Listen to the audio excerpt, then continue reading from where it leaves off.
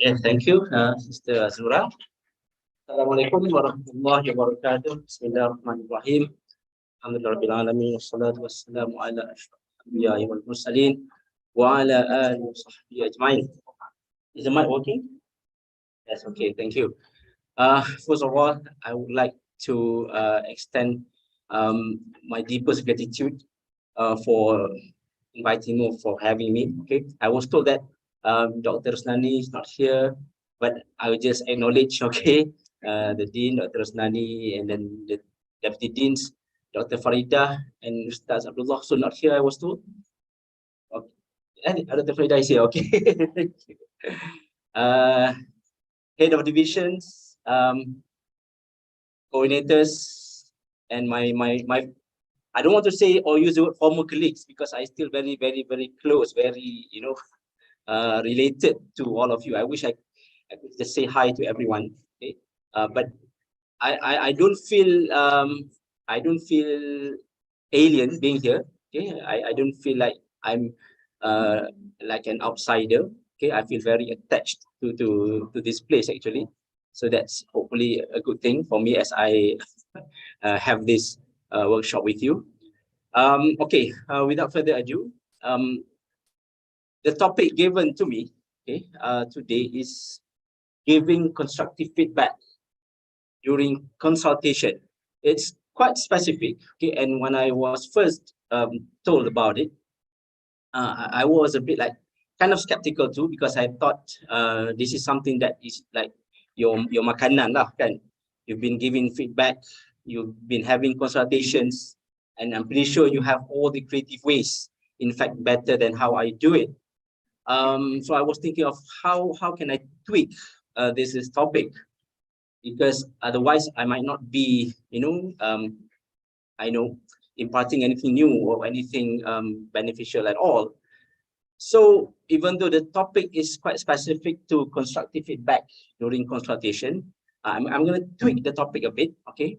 And at the same time, it's not going to be very theoretical, okay? And I think it won't take long as well, okay? I'm just going to share some of the approaches, the new ones, especially to giving feedback, as well as some practical steps that we may all adopt, and some of you may have adopted them, okay? All right, next. Okay, of course, before we go deeper, okay, I'm pretty sure already have the idea what feedback is. Okay, so I just took three definitions there. One from Ambrose, one from Molloy and Booth or Bout, and one from Ramani, Connings, and Ginsberg. Okay, so I underlined shared idea there. Okay, but if we go to one by one, feedback is information given to students. Okay, information. Okay, I'm highlighting that as well. Information given to students about their performance that guides future behavior. So it concerns behavioral changes, basically. Okay. The second one, it is a learning tool to highlight discrepancies between actual performance and intended performance with a motive to produce behavior change. Again, another focus on behavioral aspect, behavioral change. And another one, a regulatory mechanism where the effect of an action is fed back to modify and improve future action. Okay, action, or we can also group them together as behavior. So in a way, the similarity that they have, number one is the focus on behavioral change. And maybe we can also look at the element of, one-way transfer of information there. Well, apart from what we see here, anyone would like to share what is your, maybe you have your own understanding, your own referred definition of feedback? Anyone would like to add or share anything? Anything that is not here, maybe? Yeah.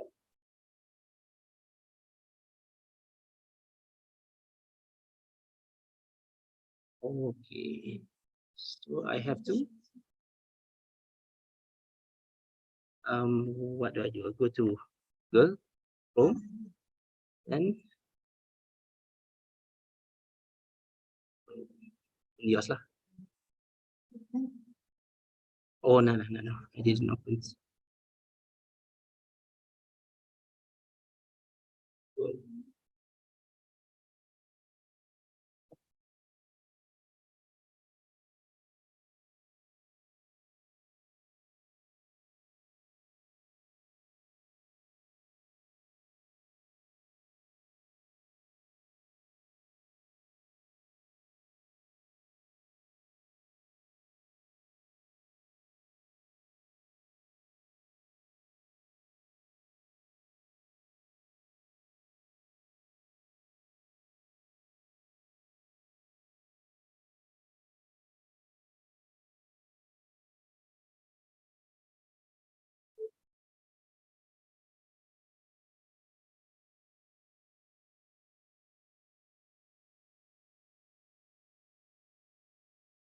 To share my screen.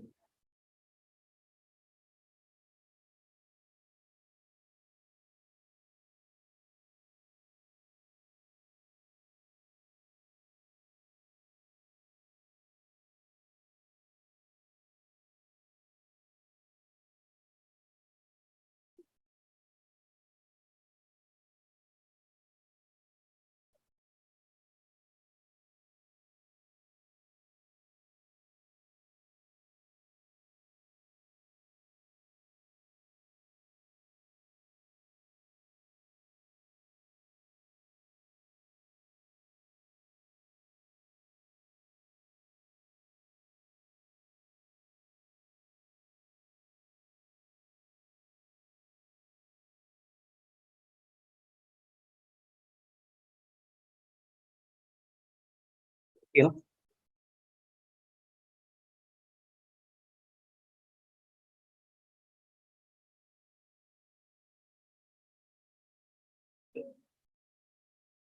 Okay, sorry about the interruption.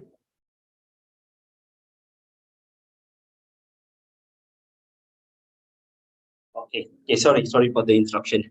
Okay, so coming back to the question, because if you have the answer that I'm looking for, so my presentation today can be cut much shorter. That's why I'm asking. Okay, I don't have to complete the whole thing. Okay.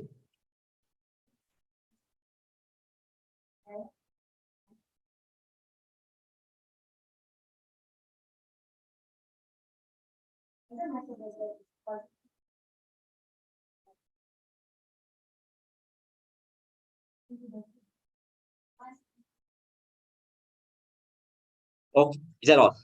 Okay, I think that's perfect. Give Hazira a round of applause. That's okay. Yeah. So the emphasis there is on the learner's role as well in responding to it, right? So it's like a complete cycle or a cycle of communication, you may say so, because we know that in order for a communication to complete, both sender and receiver have to play their part, right? It only completes when the sender uh, send the signal, the message through a certain channel, and the receiver response, okay, response and acknowledged by the sender. Yeah, so in a way, feedback also is the same, the idea of feedback. Okay, thank you. So coming back to the definition, the focus on information. Okay, so even though like Sister Azira mentioned, it has to be two ways. The reality is the practices, and this is based on literature. Usually, feedback tends to be one way. It tends to be one way. Okay, of course, for perhaps valid reasons as well, right? Like time and so forth. And when we talk about information given during consultation, okay, in the feedback, so the information can be like corrective information, okay, things that the students need to correct, need to improve, like errors. So very specific in our context, perhaps language, okay. And sometimes it can also be other things as part of feedback, like the learning strategies that students can employ, okay, to do the work better. Information also can comprise clarification of ideas. Okay, so when the lecturer clarifies certain things in the student's work. Okay, and next, the information also can be some kind of emotional support. Okay, like when the students feel down, or students maybe dislike the feedback, the comment. So the lecturer also usually plays their role in giving this emotional support, and that's also part of the feedback. And feedback also can be a form of evaluation, right? When the teacher or the lecturer, let's say, assigns a grade to the work, like a B or an A. So when the teacher or the lecturer evaluates what this means, what A means, what B means, what C means, so that is also a form of feedback, evaluation of the grade, or evaluation of the work itself. So these are all the common things, okay? Not to say these are all, maybe there are more, but these are the common things that lecturers or teachers share when they give feedback, okay? And in a way, when we look at these, we can sort of say that they are like a consequence of performance, or you may also word it as afterthoughts. Okay? Things that happen after the students have done their work, after the students have submitted their paper.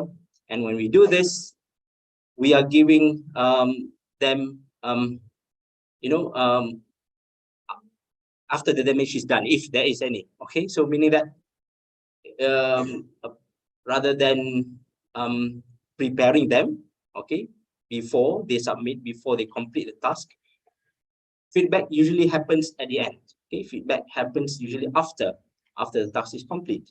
So this is the typical way how we have feedback during consultation. That includes me as well. Okay, I've been doing this as well, and for our own reasons, especially time constraints and the number of students that we have to supervise. Okay, however, the thing with that practice, more often than not, usually, okay, if let's say the one on the left, okay, the lady that is the lecturer or the teacher, and the one on the right is the student, we tend to be ignoring, okay, whether the students really understand, whether the students really, on their part, on their uptake of what we give them, understand and improve their weakness, improve their performance. So this is something that again often overlooked. Okay, when we give comments, when we give feedback, okay, it's typical, it's common. Okay, and I'm also one of them. Okay, guilty as charged as well. I'm not saying that it's something that only certain people do. It's common. Okay? Because sometimes we also cannot gauge the students' response, whether they understand or not, right? So that can be the reason.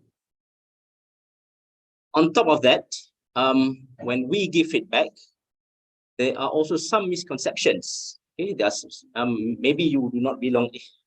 Okay, sorry.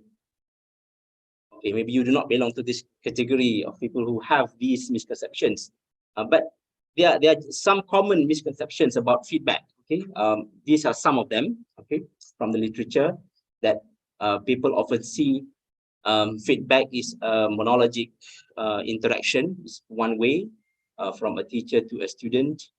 And feedback is also provided to students usually on final tasks only. Okay? And feedback is only effective in writing. Yeah? That is why sometimes we tend to write a lot, because we think that that's the best way to give feedback. Okay? It has to be written, okay, rather than spoken.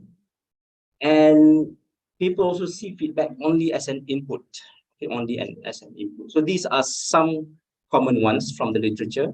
And next, because of those misconceptions and because of the practice, which is rather monologic, as we saw earlier, there are some issues. Okay? There are some issues in the literature pertaining to feedback.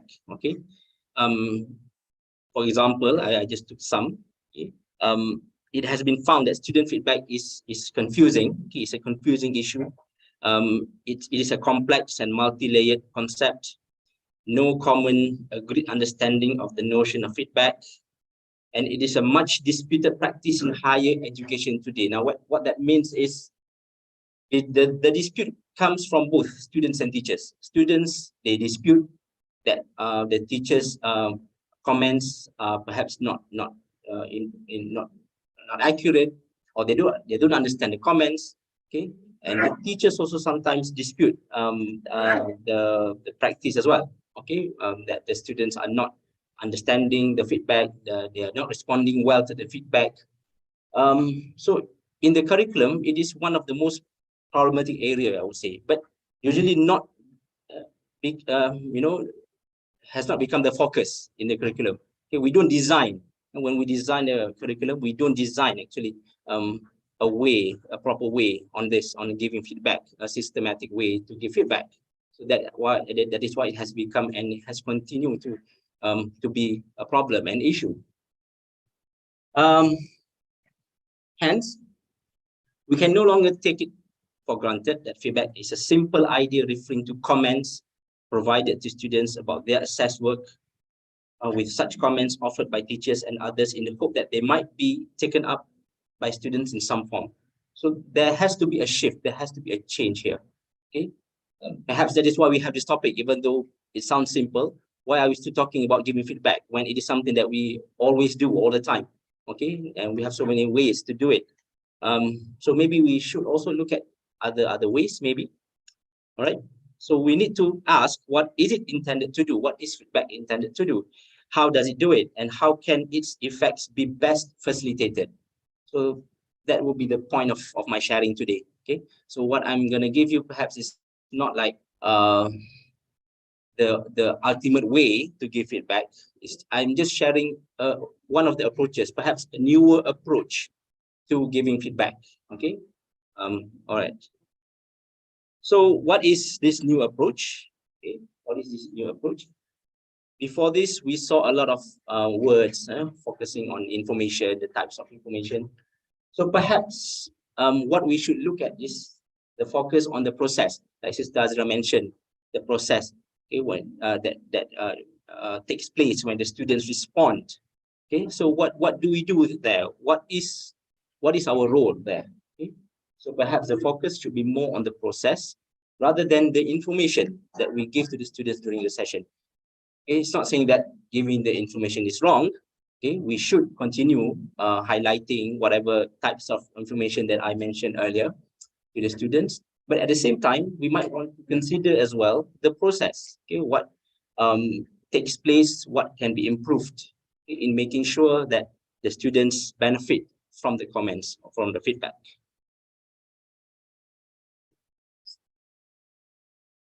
All right. So I'd like to draw your attention to what Winston and Carlos have come up with. Okay, Carlos has been an active advocate of this actually. Okay, of course, prior to that, there is also work by Maula and Booth, and also Naomi Winston. So basically, they have come up with this diagram. Okay, in this book, I just put the title there in case you want to Google it up. Okay, the comparison or this diagram of old and new paradigms of feedback. Okay, whereby in the old paradigm, we can see usually feedback is seen as information. Okay? It focuses on the delivery part, okay? On delivery, where students will be at the end receiving the comments, okay, and they deal or the approach of the focus, you can say it's cognitivist, okay. Rather than this design, the new paradigm looks at feedback as sense making, okay. It focuses on students' uptake, whereby students generate comments, so they become active participants here rather than compliant participants, okay. And it also relates to social constructivist theory, if you may say so. So all these ideas there, it relates to social constructivist theory, and I'll go to one of the theories later that have been sort of the reference to this approach. Any questions so far? I hope. Huh? Okay. It's good to hear that. I know. I hope I'm opening the box slowly. I hope. Okay. Slowly opening the box. All right. So when we talk about feedback process rather than feedback information, okay, the idea is we are looking at feedback as a dynamic and co-constructive interaction in the context of a safe and mutually respectful relationship for the purpose of challenging a learner's and educators' ways of thinking, acting, or being to support growth. Quite a mouthful there. Okay. It's still part of constructive ways to give feedback. Okay. This approach, and the only I would say main difference would be this. As you can see there, the change from feedback as monologic information transfer to feedback as dialogic interaction. So that is the keyword that I would like to bring you all to today. Okay, that's perhaps the essence of my sharing session. Okay, it's what we call dialogic feedback. Okay, anybody here perhaps familiar with this term? No? Or dialogic theory? Dialogic theory. So it stems from Bakhtinian's theories on dialogism. Okay, and it's more popular if we look at writing. Okay, writing, because we have many school of thoughts, right? We have the skills thoughts, and we have the academic socialization, and we have the academic literacies that look more on the critical aspect of it, of power relations. So this is where it's coming from, basically. Okay, the dialogic approach. It's part of it. It's part of it, but there are many ways. And that's where I'm gonna share some of the steps that have been done. Okay. Bakhtin, Bakhtin. That is his name. So it's Bakhtinian's theory on dialogism or dialogy. Okay. But that's a bit far-fetched, of course. If you go way back to Bakhtin, okay, it's enough to just go to Carlos, okay, or perhaps kalau nak pergi a bit before that, Molloy and Boot or Bout. Okay. The names are all there. Don't worry, the names are all there. Okay, what is dialogic feedback? I think from the term dialogic, you can already guess, like what Sister mentioned, is like heart to heart. So there's element of two ways there, right? Yeah, in a way, it has that sense. But if we go to the definitions by Carlos, so he first came up or published this in 2013, okay, where he defined dialogic feedback as interactive exchanges in which interpretations are shared, meanings negotiated, and expectations clarified. Now, maybe it's not new after all, right? I'm pretty sure many of us already do this. We do not just simply write comments and pass them to the students to figure it out, right? I'm pretty sure we already have some kind of interactions to explain our comments, our feedback, and maybe along the way help the students as well improve based on the comments. So well, it's good if we have done that. At least we are already being in the new paradigm of doing this. Okay, but perhaps what I can share with you is more maybe practical or some specific steps as well of how we can do this. Okay, so the key idea in the first definition here is interactive exchanges. Okay, so meaning it has to be two ways, and then meanings negotiated, meaning that it's possible for us to allow room for negotiations. Students may contest, students may question, okay, our comments, and we should encourage this. we shouldn't be limiting to just our comments and expect the students to accept, okay, all the time. We should be open to this. So perhaps it's more towards our own change, perhaps in doing things, in how we open up to the students as well. So maybe this is what the whole idea of dialogic feedback is, apart from the practical aspect of it, right? It's our way as well, our attitude as well in dealing with this, dealing with the students. Okay, dialogic feedback is facilitated when teachers and students enter into trusting relationship. This is another key idea. So we have interactive exchanges, meanings negotiated, and then trusting relationship. So building trust has to come first. Okay? Building the trust between the students and us has to come first, in which there are ample opportunities for interaction about learning and the notions of quality. So when there is trust, perhaps we can really utilize, okay, the opportunities for effective interaction. Okay, and another definition here, slightly later, 2015, a dialogic process in which learners make sense of information about varied sources and use it to enhance the quality of their work or learning strategies. I forgot to bold this. Actually, I want to bold varied sources. So there's a new element there.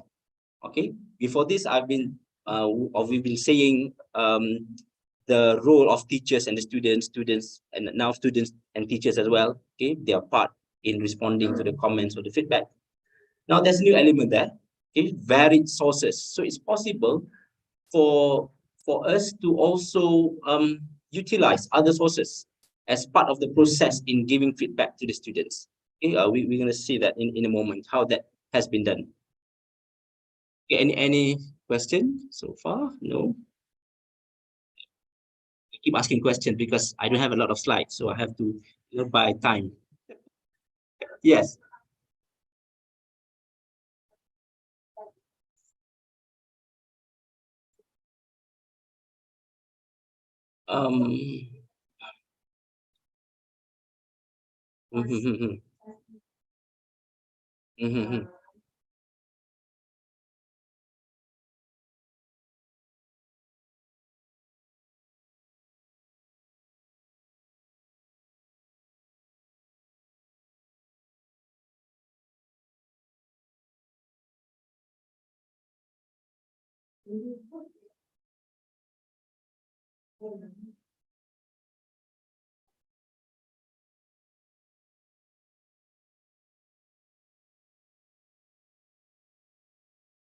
When you talk about lower level, you are also referring to students in higher learning institutions, right? Okay, yeah. So yeah, because I thought because I thought you are talking about primary, because most research has been done in higher learning context. But it goes to all levels actually. It's not just low or high. It's not about the level of learners. It's about how we capitalize the process. I would say the process. Okay, what we can do. There's some practical steps I'm going to share later. Okay, they seem pretty simple. Okay, seem pretty simple, which I think you can read it to all levels. Okay, when giving feedback. Yeah, yeah, yeah. Yes, yes, yeah. Oh, okay. For lower level students, you mean? Yeah. Yes, I agree with that 100%. Okay, in the context of Malaysia, okay, we've seen this kind of on the rise. There are some studies already, even though not that popular, like we are before this, maybe it's unheard of, right? The concept of dialogic feedback. Sorry, but there has been some research in the Malaysian context. Um, I just took a few there. Okay, one quite old and then the most recent one. Okay, just to show that it's something that has been taken up. Okay, by researchers, by educators, teachers, lecturers in Malaysia as well. So it's not that far from us actually. Okay, So one like 2014, it focuses more on the device, actually, the tool to conduct dialogic feedback using a mobile apps. It's called M apps. And then the second one um, focuses on interactive feedback, okay, which they found contributed to students' discussion of issues in their writing, engagement in accurate text revisions, and negotiation of feedback. And then the latest one, this is looking at students and teachers' understanding or perceptions, or perhaps readiness to use dialogic feedback. So the finding shows there has been a limited view of verbal feedback, and they were unable to harness the potential of feedback for student self-regulation. This is very recent. So I can say, yeah, we are not the only one who find this is quite new, okay? Because even generally, research also has shown students and lecturers or supervisors in general having problems as well. Okay, now I'm going to the practical aspect of this. Okay, like I said, I'm not going to be very theoretical or conceptual about the whole thing about this dialogic feedback, okay, the origin, the theories behind. Let's just focus more on what we can do, right, with our students. Well, based on the literature, um, I found that the practice of using dialogic feedback can be done at both individual and group level. Okay, both individual and group level. So it is quite interesting. Okay, so I think it depends. Okay, and another thing that if we may add is the use of technology as well. Okay, which I think it's saw the need during the pandemic. Okay. Okay. So we go to the first one. Okay, how we can do this? How we can do this? How we can practice this? Giving dialogic feedback or applying dialogic feedback, okay, with students at individual level. Okay, number one is what we call feed forward. Use of feed forward. Are you familiar with the term feed forward?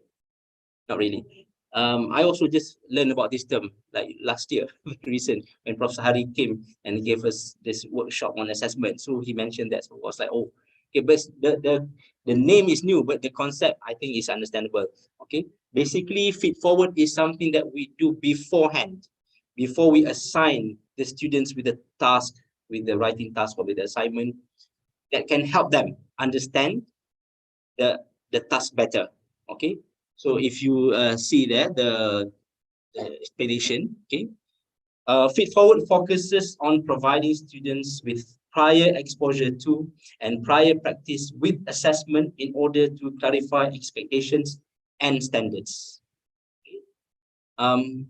Example, when we give the students the rubric, when we share with them the rubric, what we expect them to do to get certain level of achievement, right? So that's already feed forward.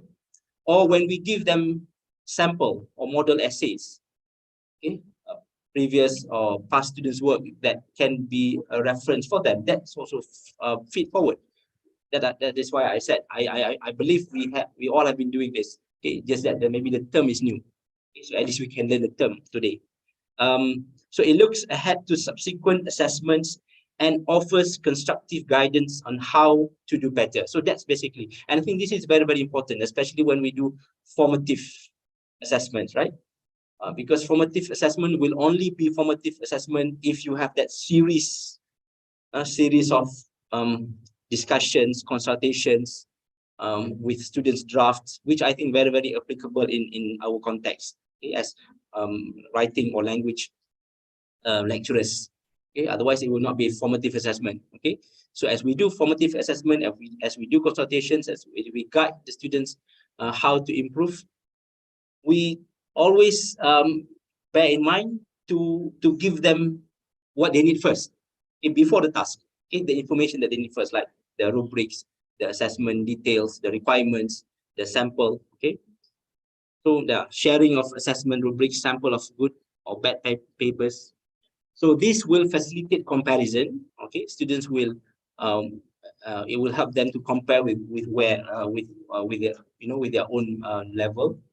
Tacit knowledge is illustrated through exemplars, okay?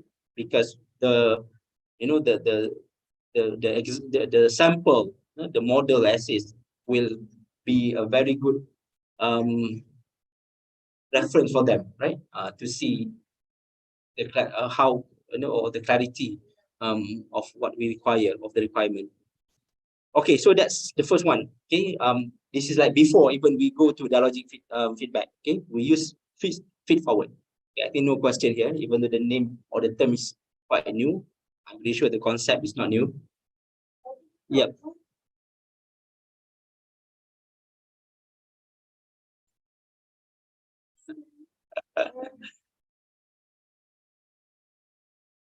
Well, if I may quote Prof. Sahari, he said it's wrong.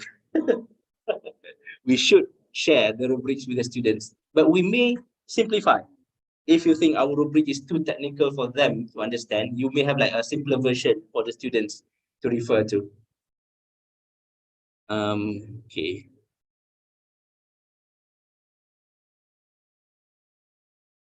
Okay. Now the second step. Okay. Second way how we can practice dialogic feedback. Okay. Explore self-learning resources with students.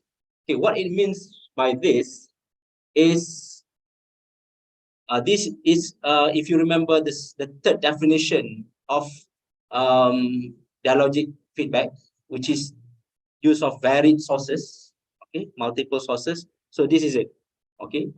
For example, when we come across the students work, or we get the students work, we get the students and we the work, and we want to we found a weakness in the work.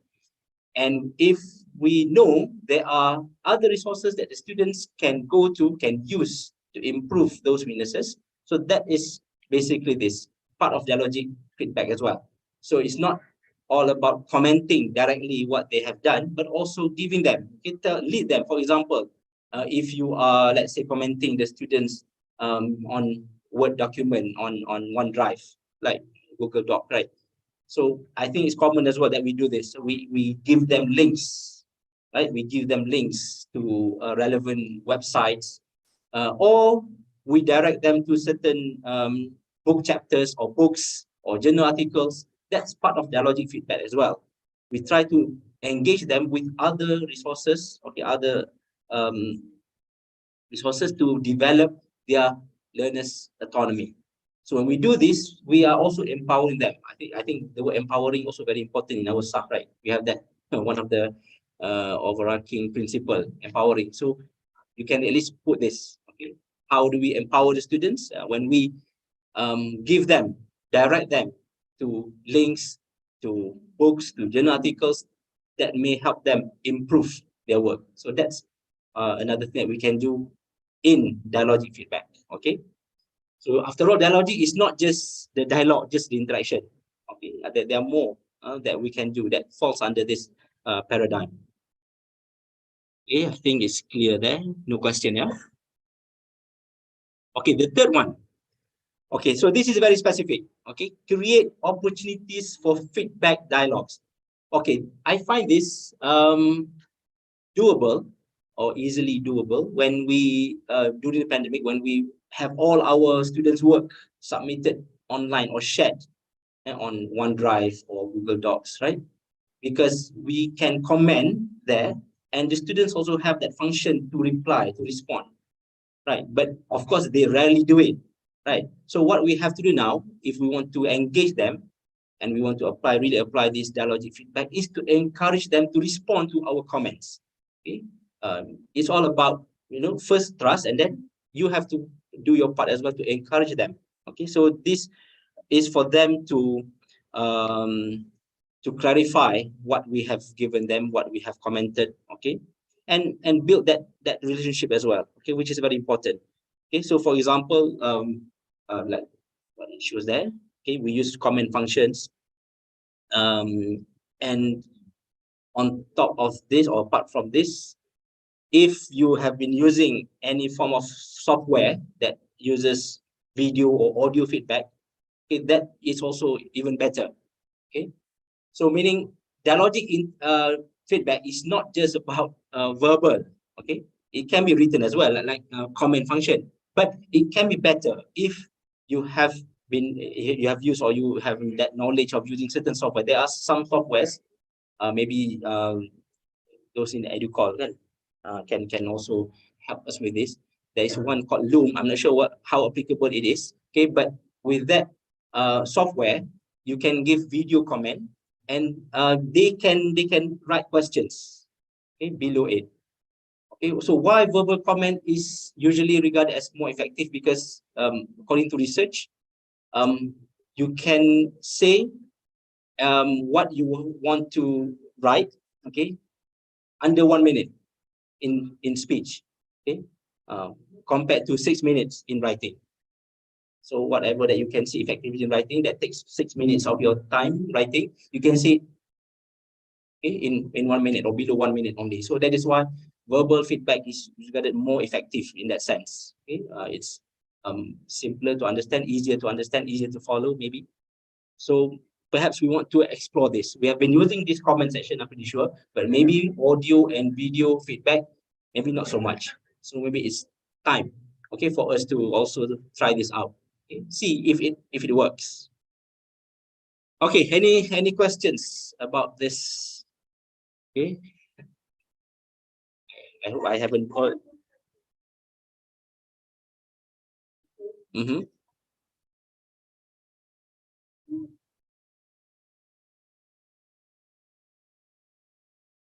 Mm-hmm.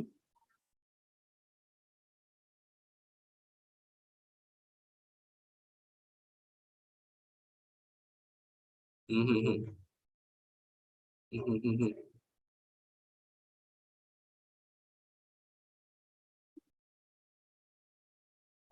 Yeah, of course, with our status as a lecturer, most um, likely we are correct, right, in that situation. That is why building trust is important. And of course, we cannot just agree with them, even though they can negotiate. It doesn't mean that we should just agree. That is why building trust is important, because once they have our trust, whatever that we say, okay, even though it contradicts with their views, perhaps can be reconciled. I think so. I think that's how it is, right? Of course, it's a delicate process, right? When there is a conflict, when they disagree with us and we disagree with them. So this is where our skill as what, yeah, as lecturers, experienced lecturers, experienced instructors come in. I think negotiating is never easy, especially when we have that kind of student. Okay, so I think the answer goes back to trust. Yeah. Mm-hmm. Yes, video and audio. Yeah, I forgot. I mentioned that. I forgot to put it there. Okay, I should have added video and audio feedback as well. Okay. All right. Now, that will be all some practical steps for individual level feedback. Dialogic feedback also works for group. Okay, for group, which I think maybe we have done it, but we don't see it as a form of feedback. Okay, we don't see it as a form of feedback of how it can benefit everyone. Okay, but it has been done. Okay, there is a study, and it is proven that people can work, actually can understand, can work, can learn in this situation, or using this approach. Okay, so these are the steps actually, okay, that you can do if you want to try out dialogic feedback for a group.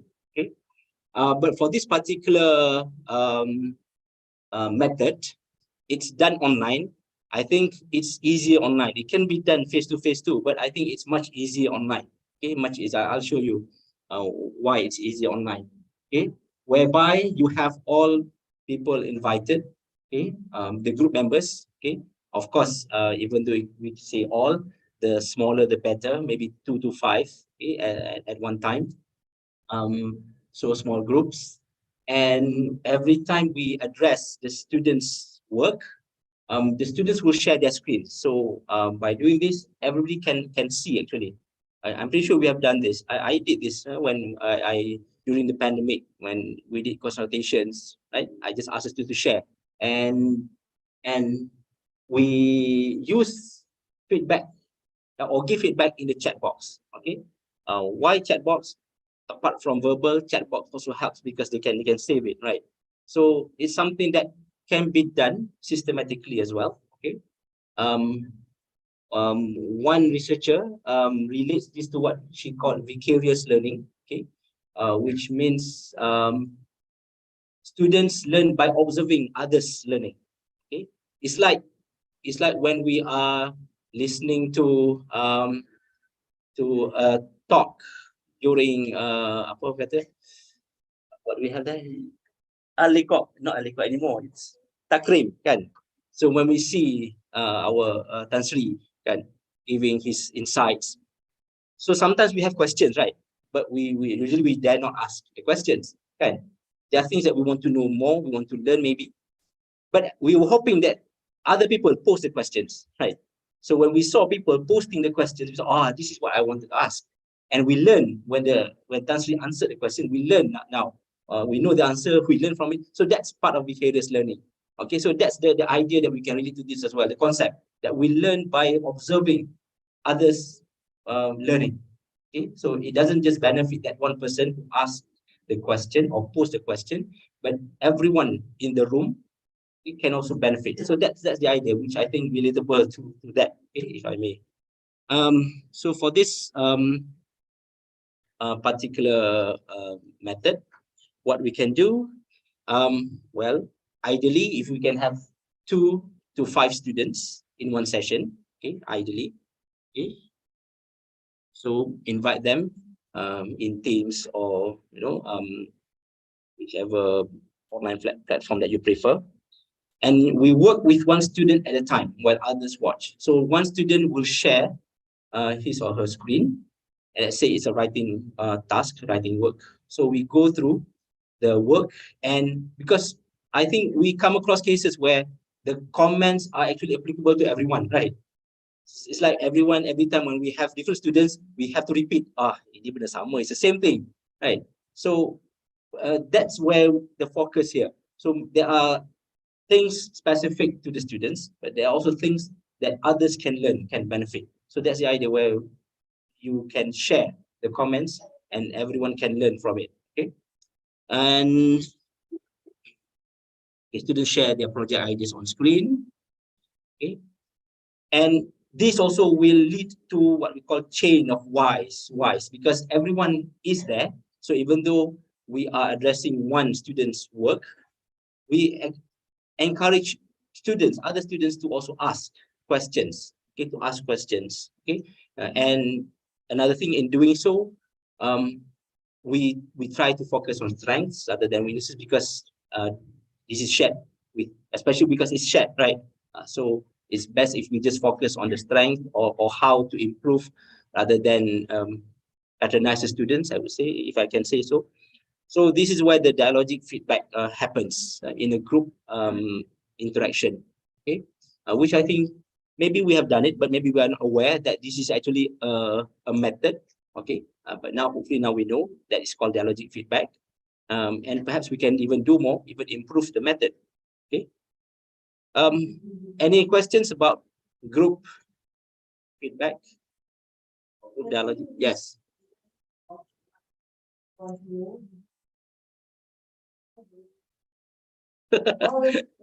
Yeah. Yeah.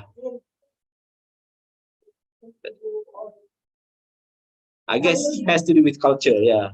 Studying. I know. It's not easy to prompt them, right? To coax them to speak up. It's not easy. It's a culture.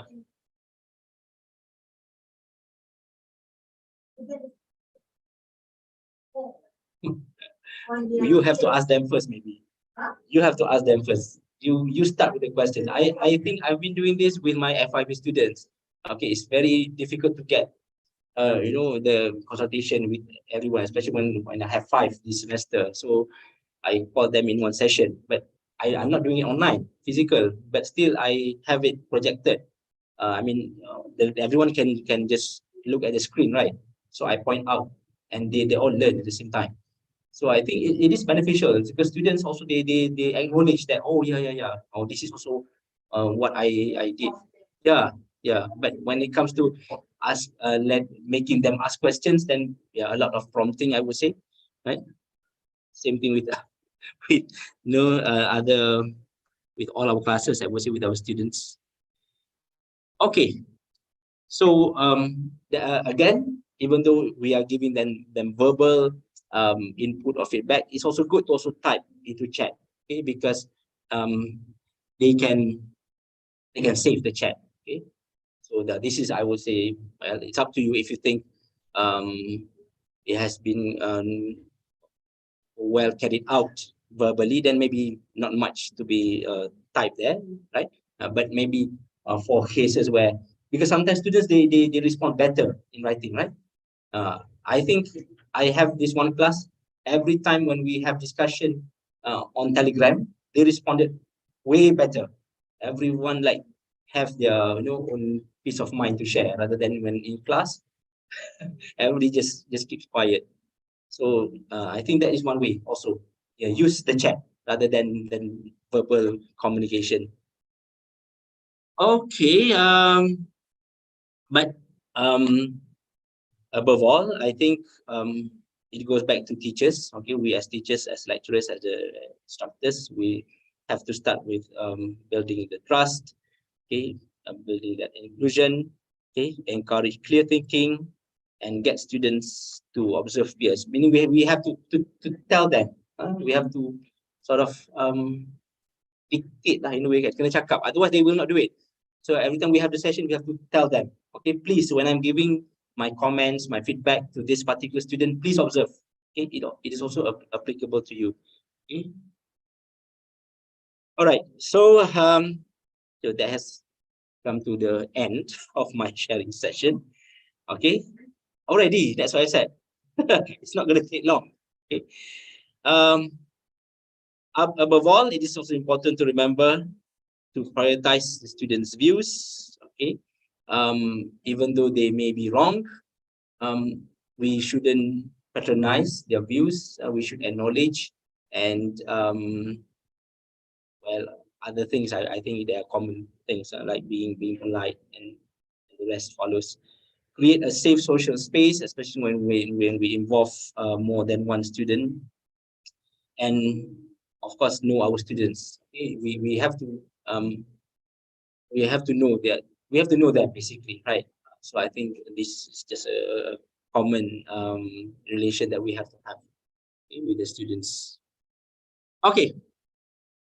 Now we have come to the Q&A, but I guess there are already questions along the way. Unless you have other questions to ask, that will be the session.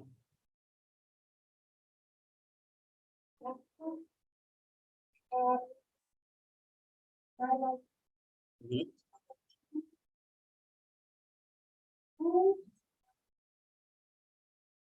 Mhm.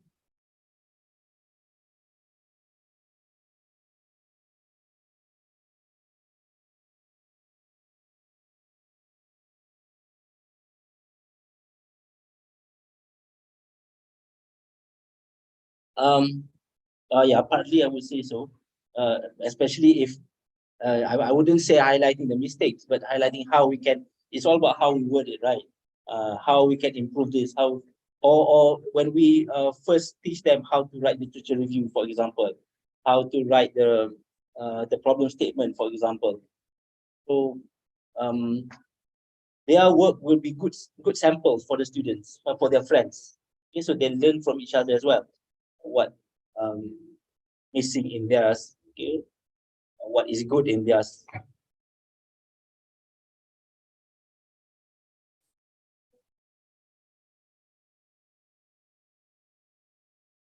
Hmm. Mm, mm, mm. Yeah, that, that is why it goes back to building trust. And yeah, dialogue feedback is not to say the perfect way. I'm sure there are challenges, there are problems, okay? But I think it's an alternative, right? It's an alternative to what we have been doing. At least now we know.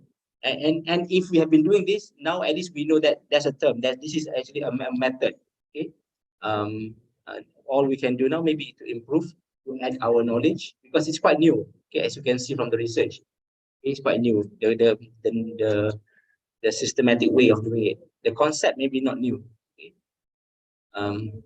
Well, maybe I'm not gonna say it's gonna be uh, popular, or or overtaking what we have been doing. Okay, might not, because whatever that involves the students' side. Okay, meaning allowing the students to question, okay, negotiating with students. It's all part of what we call critical, right? Critical pedagogy. So usually it's always the pragmatic pedagogy that wins, that is favorable, right? Pragmatic, which means it's all about us accommodating them. We know better, so they just come and be compliant participants.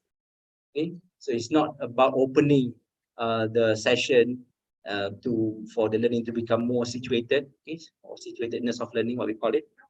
So the critical approach has not been very popular because of many issues. That's one of them. That's not one of them. But I think it's worth investigating. Worth investigating.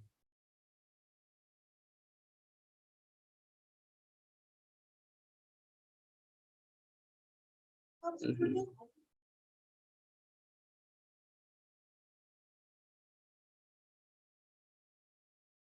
Yeah, I agree with you. Mm. Mm.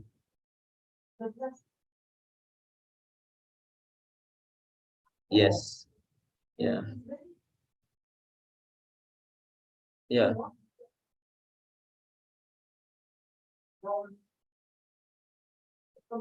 Hmm. I agree with you. Yeah.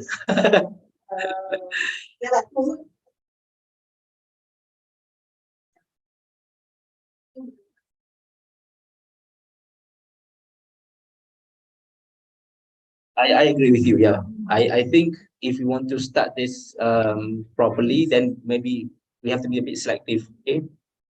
Identify the students. You'll push them students. Yeah. Yes. Yeah. Maybe a bit for differentiated learning lah, kan? Differentiated learning. There was a question before, I think, before Azhar. Huh? Guarantee lah, kan? Uh, yes. Mm-hmm.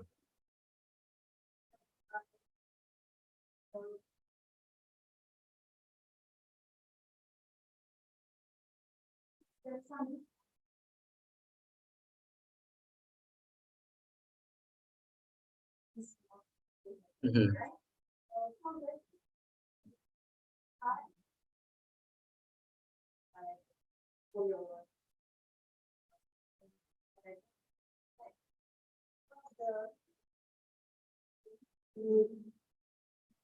Well, but I think we can also like Dr. Farida said, we can just use. We don't have to stick to English all the time. Mm-hmm.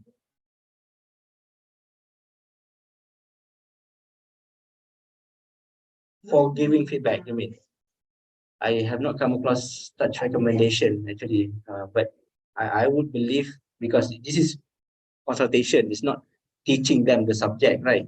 This is consultation, so I believe it's okay to use our mother tongue or any language understandable to them. Mm, mm,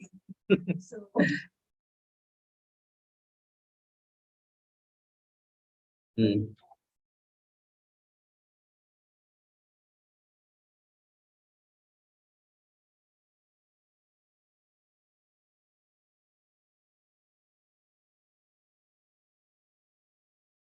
Yeah, sounds commendable if you can do that. It's not easy, meaning teaching them even how to give feedback. Yeah, yeah. Not because they don't have anything to write, but they can't write anything. Just they don't have the proficiency.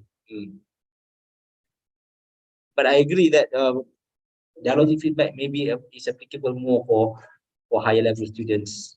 Hence, dialogic, they have to interact, to respond. It is quite an interesting angle to look at rather than what we have been doing, right, all this while, writing comments and let them understand the comments.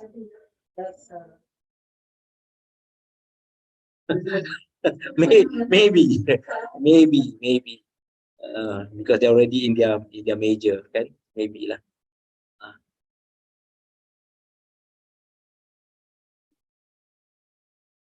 Hmm?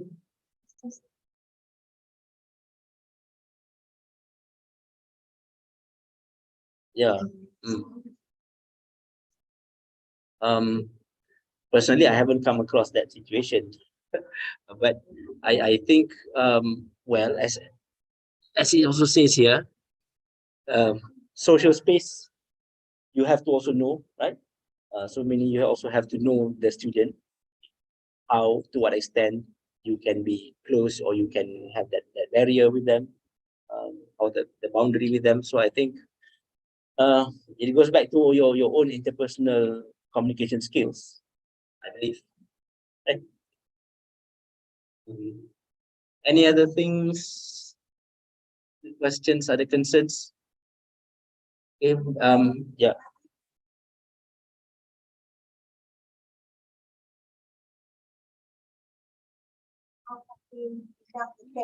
Mhm.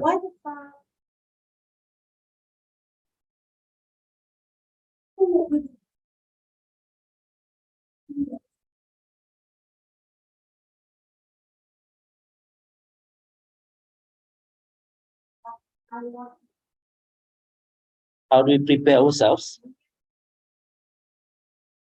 Mhm. Mhm. Yeah. Mhm.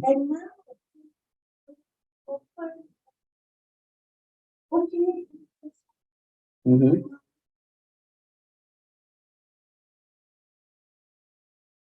Yeah. Yeah, power relations. I guess that requires paradigm shift at our end as well, right? But that is why it's not popular. This whole thing about critical approach to teaching writing, uh, for this particular context, it's not that popular because of that. It has always been the pragmatic approach that is popular, not the critical approach because of that. But not to say that we should not try it or rule it out altogether. Maybe we should maybe try to see how we can apply it. Okay? Because after all, I think it leads the students to become autonomous learner, okay, to take charge of their own learning. I think it does that rather than the students coming and expect us to spoon feed them all the time. Right. So something has to be done. Something, and this is one of the ways. This is one of the ways. Okay. There are many things about critical approach that are there in the literature. Okay. But dialogic feedback is one of the ways. One of the ways. Yeah. Mhm. Um, that's another current issue, right? Heated discussion all the time about the role of AI. Will it diminish the teacher's role? It will make it more challenging, obviously. Okay. But to say that it will diminish our role, I don't think it will. Okay, I don't think it will, because at the end of the day, there's the AI. I mean AI. It it is not call it it doesn't have that well it has ability to give us to provide us with information, right? To provide us with information, but in terms of making sense of the information, and in terms of deciding which one is applicable, which one is not applicable, which one is effective, which one is not effective. It is not that advanced yet, I think. I mean, at least the software that we have, ChatGPT, for example, it gives us what we want, it provides us, yes, but only up to that point, right? We still have, teachers still need to be there to become the evaluator of the information, see whether it's right or wrong, whether it's relevant or not. So that will be my take. Yes. Okay.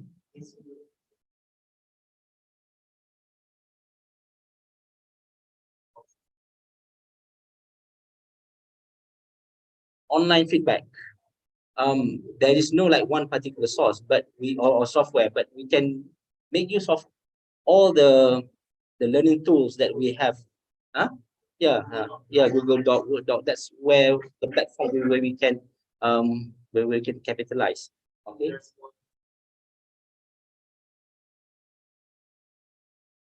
Mm-hmm.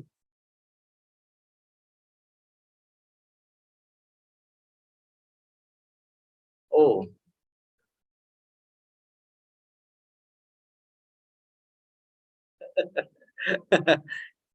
then you get it. You have to think of how to counter that. Mm. Cara sih. Oh yes.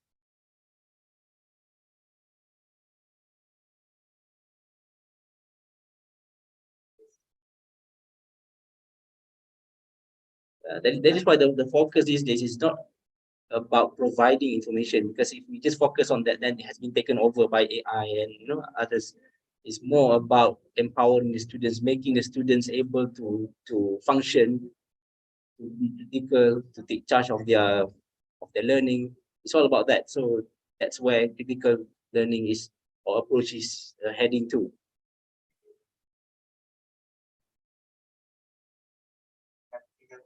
Yeah, they don't need us to tell or to provide us with the information, knowledge. That's why you do. Ah.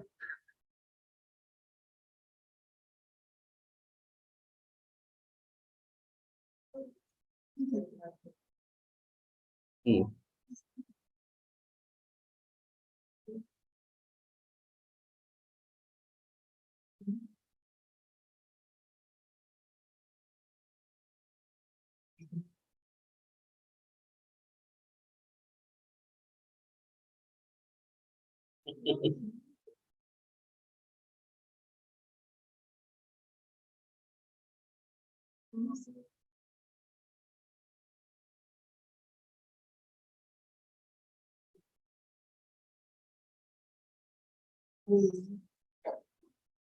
But if the students only rely on ChatGPT, they will also become like robots.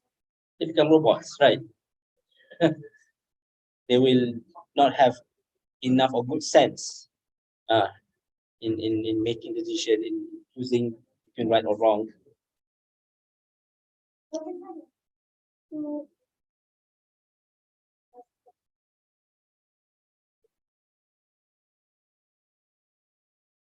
I would say same thing, as long as it's languages.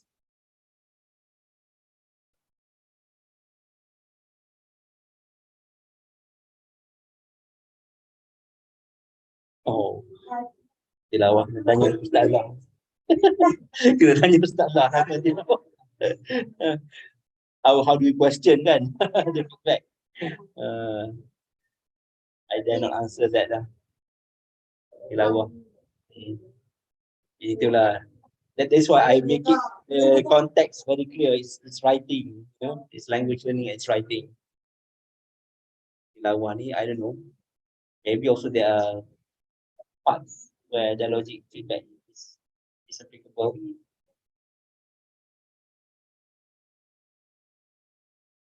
Anyone? Any TLD? Any TLD lecturer? Tilawah, TLD. Tilawah lecturer would like to share maybe how your consultation has been going on, has been happening. When you got consultation selalu dengan students? Macam mana Ustaz? Kalau consultation tilawah ni macam mana? Dia It's correcting the students' recitation. Dalam kelas Dalam kelas meaning general lah kan? Meaning general comment. Sometimes one to one, sometimes general. Dia general tu pun dia logik juga tu. It's part of dialogic feedback. Because when you give general comments like that, you know,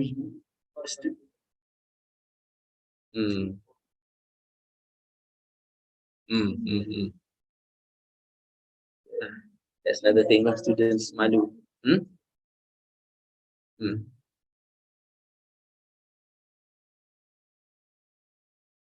Yeah.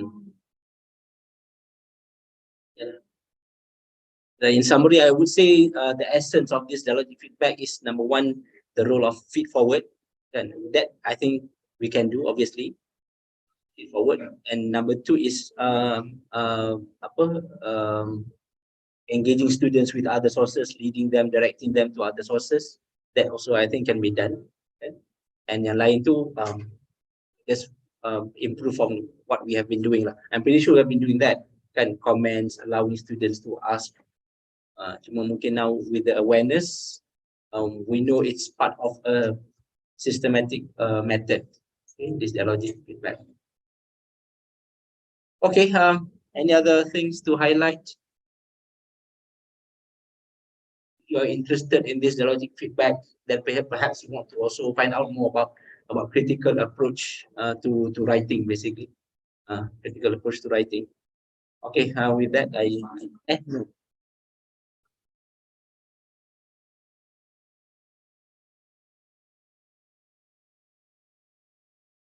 Okay.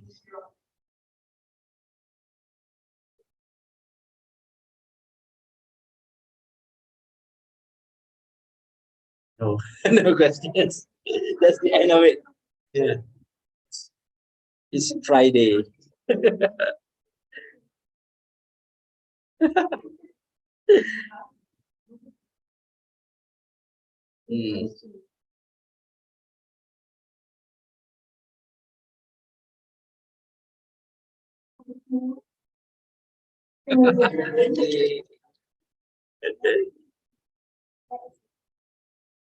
Oh. Yeah, I can check here too. I can check here too.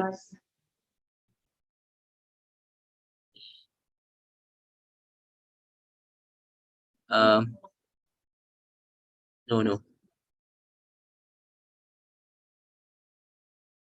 It's not a question. I think that's tanya ada tanya pasal PowerPoint tadi, then this is just thanking.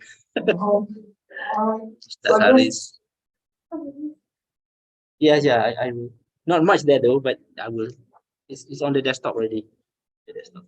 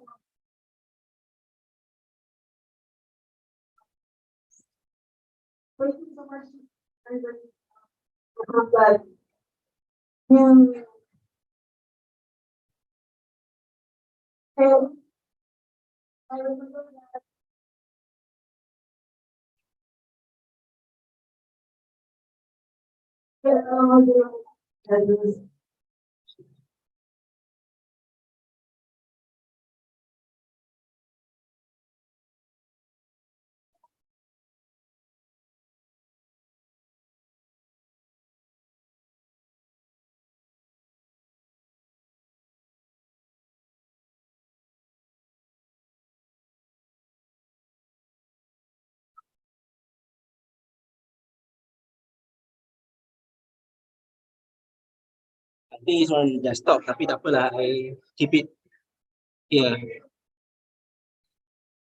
and save.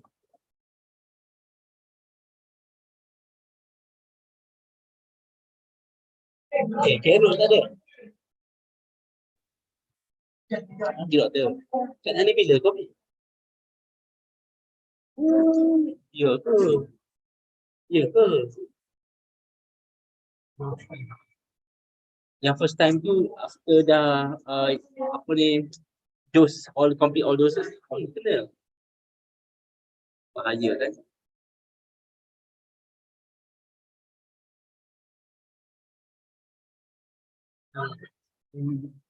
Tak tahulah yang recent one daripada mana tak tahulah. Dah tak pakai mask saya ni. Takut. Thank you. Thank you all communicators ni. So happy to be here.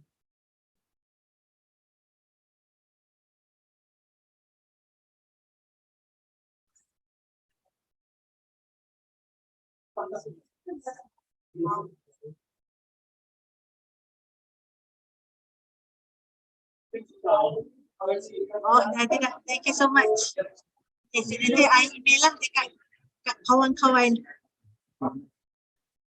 I tak